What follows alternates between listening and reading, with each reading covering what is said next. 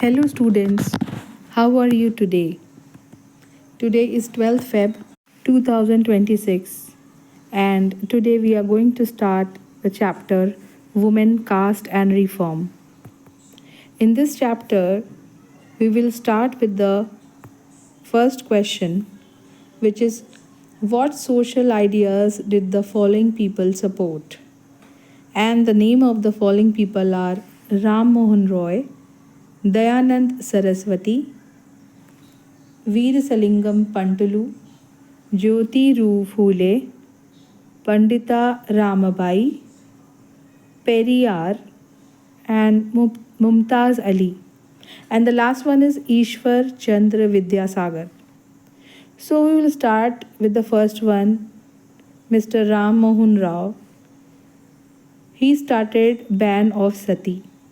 He stopped the rituals of sati. Second is Dayanand Saraswati. He started the widow remarriage. Third one is Veerasalingam Pantulu. He is also involved in widow remarriage. The fourth one is Jyoti Rao Phule. He was indulging into equality amongst caste. Then fifth one is Pandita Ramabai. She started women education in rural areas so that they can feel confident in the family and outside. The sixth one is Periyar. He started the equality of untouchables so that the lower caste can mingle with the higher caste and they can get their own rights as a human being. Second last is Mumtaz Ali. She was into starting the women education so that women can get their own rights. The last one is Ishwar Chandra Vidyasagar. He was also involved in widow remarriage.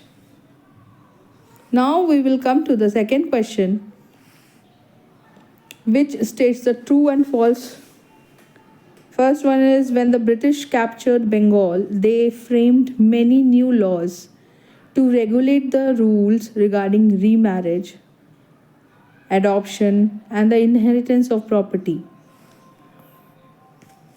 The second one is social reformers had to discard the ancient texts in order to argue for reform in social practices.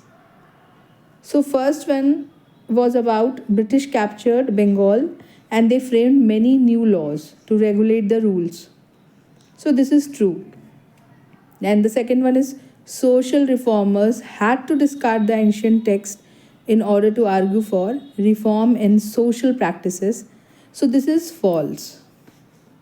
Whereas the third one is for the reformers who got full support from all sections of the people of the country.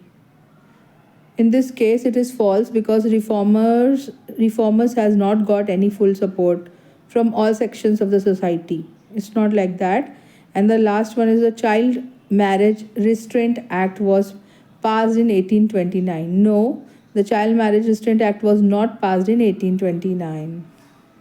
Now the third question is how did the knowledge of ancient text help the reformers to promote new laws?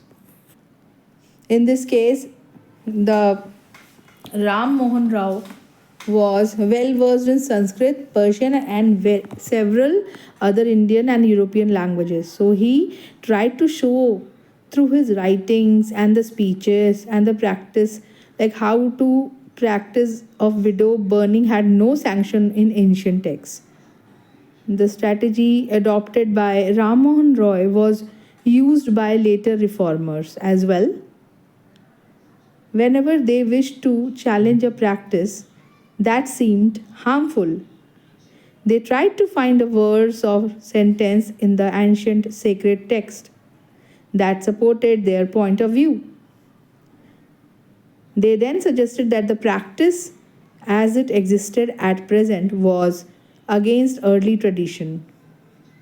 So, Ishwar Chandra Vidyasagar used the ancient text to suggest the widows that they can remarry.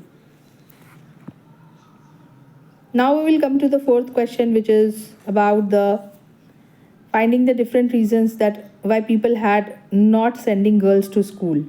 So the question is, what were the different reasons people had for not sending girls to school? The reasons were, there are some following reasons which why people were not sending the girls to school. The number one is they feared that schools would take girls away from the home. They prevent from doing their domestic duties.